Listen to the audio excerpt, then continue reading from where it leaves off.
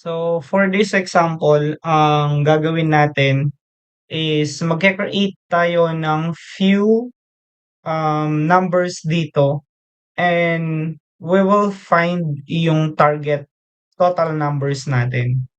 So, ang first na gagawin natin dito is nasa loob tayo ng structure ng Java natin and inside it, magde-declare tayo ng array.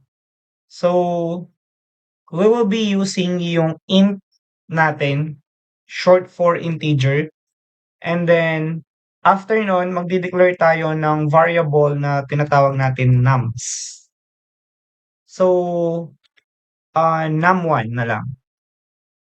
So ngayon ang num1 natin can receive multiple numbers kasi naka-array siya.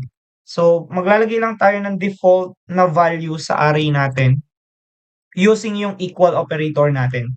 And then since array siya, so meron siyang opening and closing curly bracket.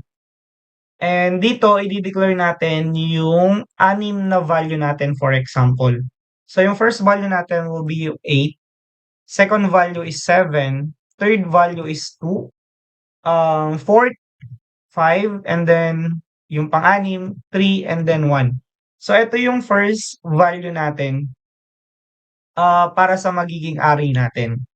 So, after nun, ang gagawin kasi natin is magkakaroon tayo ng extra variable na int target 1. So, yung target natin, ito yung magiging target sum natin para sa mga given number natin sa array.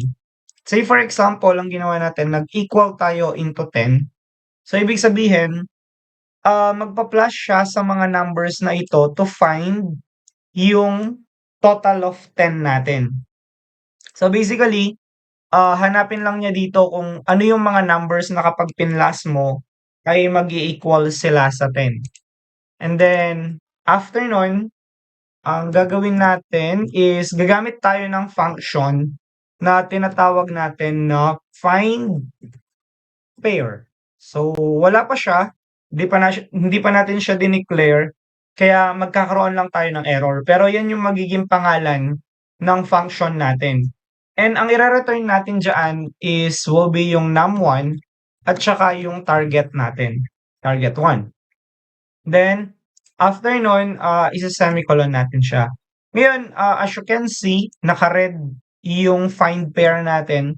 Ang reason dyan, function kasi siya and hindi pa siya naka-declare.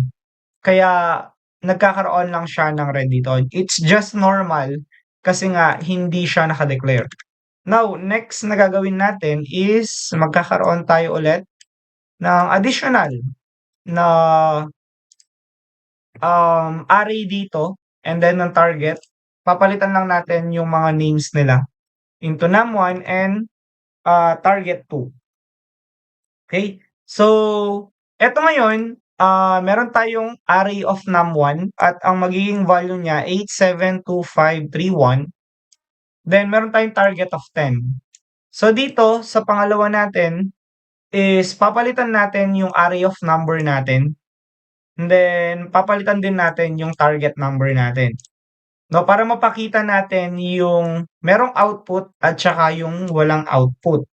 So ang gagawin natin is yung first value natin dito 5, then dito naman 2, and then dito ay 6, and then eto naman ay 8, and then ang next naman ay 1, and then eto naman 9. So ang magiging total target natin dito will be 12. So dapat pag pinag-plus niya yung mga number dito, mahahanap niya kung ano yung mga numbers na mag-e-equal sa 12. Okay, for example, 5 plus 2. So hindi naman siya 12. 5 plus 6 ay hindi naman siya 12. 11 lang yon. So mga ganon. So hanapin natin yung number na kapag pinlas ay makukuha natin yung target number natin. And then, since num2 yung variable dito, i-declare natin si num2 dito at si target 2 dito. So they are different, no? So ito kasi yung first na num1 natin, ibig sabihin dito tayo unang maghahanap. eto naman yung pangalawang maghahanap natin. So, as you can see, both are error. Meron silang red kasi nga hindi naka-declare yung find pair natin. So, para maalis yung error na yan, ang gagawin natin outside ng main method natin, okay? Outside ng main method, i-declare natin yung find pair na yan. So, ang gagawin natin, public static void, tapos kukunin natin yung name. Then, after natin makuha yung name, since we're going to work with arrays kasi array yung num1 mo at array yung num2, so ang gagawin natin dito is magde-declare din tayo ng array dito. Then, yung magiging variable natin para makahagis tayo ng value is magkakaroon ka ng variable na nums. And then, since meron tayong target, lalagyan natin siya ng int target. And then, after nun, ay opening and closing curly bracket. So, as you can see, no, yung error natin sa find pair ay nawala na siya kasi we already declare it dito sa baba. Now, itong num1 at saka yung num2, it represent yung nums natin. Yung target 1 naman at saka yung target 2, nire-represent siya ng mismong target po natin. So, ganun yung ano natin, yung role ng magiging function natin dito. Since meron na tayong function dito, so gagamit tayo ng boolean. So, sa boolean natin, kung familiar na kayo, ang boolean is true or false. So, ibig sabihin, ang nagiging value niya lang ay true or false. Pero aside from that, kailangan din natin ng variable at ang variable natin tatawagin natin siyang found. And then, eto kasi yung magiging flag natin in case na meron ba tayong nakita na magto-total dito or wala. For example, ang target 1 natin ay 10. So, kapag pinlas mo yung 8 at saka yung 2, equal siya sa 10. So, ibig sabihin, meron tayong nakita.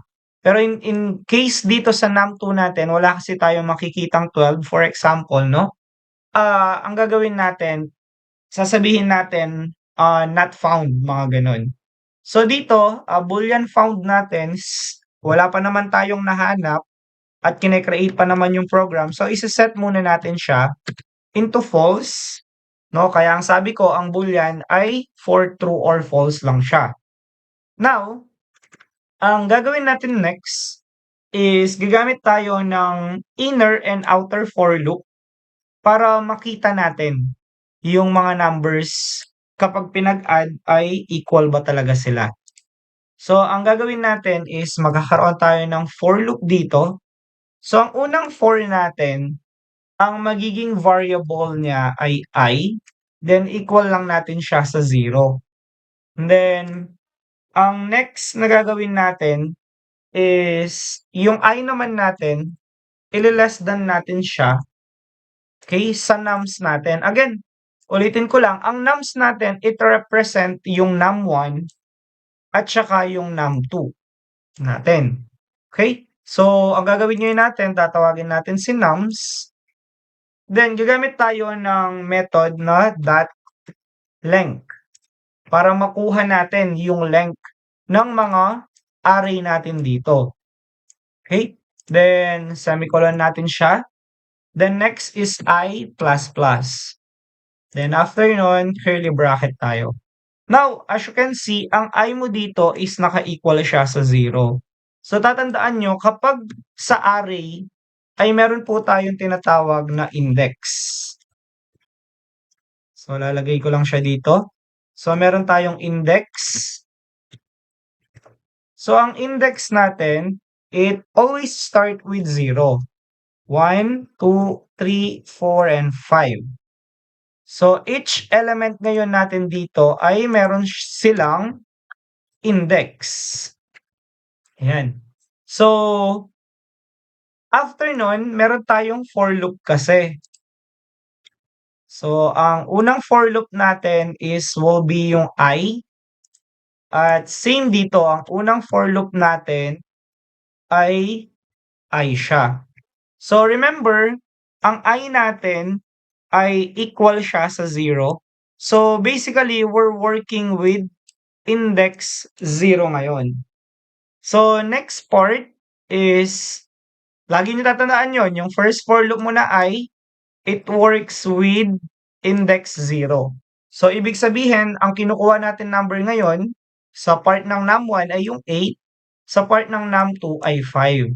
Sa first for loop po natin, ang pinakatrabaho niya po is pumunta sa index 0 ng array po natin. Okay, so after nun, ang gagawin natin dito ay, okay, so next natin guys ay magkakaroon naman tayo ng inner for loop. So ito yung sa loob ng for loop natin. So ang gagawin ngayon natin dito, meron din siyang variable na tatawagin natin j. And then, equal natin siya sa I. Ngayon, ano yung purpose ng j is equals to I? Remember, ang I mo ngayon ay naka-equal siya sa 0. So, kung may pangalawa kang for loop, eto rin si j natin ngayon. So, ito si j. Okay? Now, ang gagawin ngayon natin ay kung hinahanap kasi natin yung total natin, hindi naman pwede na i-plus natin siya sa sarili niyang number. Okay? So, ang gagawin natin, since si j ay naka-equal sa I, magpa-plus 1 tayo ngayon. Now, ano yung mangyayari dyan? Remember, si j natin equal siya sa I. So, ibig sabihin, ang number niyan ay 0. Kasi, si I ay naka-0 po. Siya. So ngayon, since nag-plus 1 ka, ang mangyayari, magpa-plus 1 siya, equal to 1 siya ngayon. So, 1 tayo, nasa index 1, si j ngayon. Okay, so, etong j natin ngayon, magmo-move siya sa 1 natin. Okay, so ngayon, pwede nang i-check kung magpa-plus ba yung 8 plus 7 kung equal ba siya sa 10. Or kung yung 5 plus 2 ay equal ba siya sa 12. Okay? So, yan yung magiging ngayon natin, purpose. Kaya gumamit tayo ng dalawang for loop. Now, semicolon ngayon natin siya. Ang next step is si j is less than natin siya sa nums.length natin. Kasi kinukuha natin yung haba ng mga array natin. Now, gagamitin din natin yung plus plus natin pero papalitan natin siya ng j in this case. Why? Kasi si j na ngayon yung ini-increment natin. Now guys, si i++ at saka si j++, ginagamit natin siya para makapaglakad yung mga variable natin sa for loop. Okay. Now, ano yung gagawin natin ngayon? Since ang I mo ngayon ay nasa 0 na siya, si j mo ngayon ay nasa 1 na siya. So, ang next na gagawin natin ay magkakaroon tayo ng condition. Okay? So, ang condition natin ngayon, if yung nums natin, okay, si nums ay naka-array siya, no? Gagamitin natin si I. So, ito yung first number natin. Ito siya. Si I na nasa 0. Okay, so if si nums daw na nasa I at pinag-plus natin siya kay nums na j, which is eto nga, si I and j. So, si 5 and 2. So, kapag pinag-plus natin sila, tanong ay equal ba siya sa magiging target natin? So, remember, ang mga target natin ay may 10 at saka may 12. So, yun yung chine-check natin ngayon dito. Now, after nun, magkakaroon tayo ng curly bracket. Now, after that, ang gagawin natin, magkakaroon tayo ng system.out.print ln, and then, after nun, ang gagawin natin ay meron tayong quotation. Sasabihin natin, pair found. So, since for example, etong 8 plus 7 natin ay hindi siya umandar, dahil may J++ tayo, eto magmo-move naman siya dito. So, ang gagawin ay 8 plus 2 is equals to 10. So, ibig sabihin, meron tayong total na makikita. So, ang gagawin natin, ipapakita natin kung ano yung mga numbers na yon. So, ang gagawin natin ay, for example, magkakaroon ka ng parenthesis dito. Tapos, sa labas niya, gagamit tayo ng plus. Gagamitin natin si nums. Tapos si I, ipapakita natin yung number kay I, which is, eto nga, si I, at ang number niya ay 8. Tapos, ang next ay magpa-plus tayo. Quotation, comma, space, then plus, then gagawin natin, tatawagin natin si nums, pero papalitan natin siya ng J. So, ibig sabihin, si J mo ang papakita natin 2. So, ang magiging output mo ay 8 and 2. Kasi yun yung equal ng 10 natin. Then, after nun, magpa-plus tayo. Meron tayong quotation and then yung closing bracket nito. Okay? So, after that, magkakaroon tayo ng semicolon dito. Then, sabihin natin, since meron na tayong nahanap, kunin natin itong found is equals to false, isi-set natin siya into true. Ayan, set natin siya into true kasi meron na tayong nahanap. And then, we will return yung nahanap natin na yan. Okay? So, after nun, kulang yata tayo ng bracket, yun. So, after nun, magkakaroon tayo ng if, then exclamation, found. Ibig sabihin, if wala tayong nahanap, ang gagawin natin ay magpiprint tayo ng system.out dito. At ang sasabihin natin ay pair not found. So, yan ngayon yung magiging pair not found natin. So, try natin i-run yung program. So, eto ngayon yung output natin. So, sa first part natin, dito, sa first part na to, ang output natin ay 8 and 2. Bakit? 8 plus 2 is equals to 10. So, yung target kasi natin ay 10. And then, pair not found tayo sa pangalawa. Kasi pag plus natin yung mga numbers dito, hindi natin mahahanap yung 12. Kaya, yun. Pair not found tayo.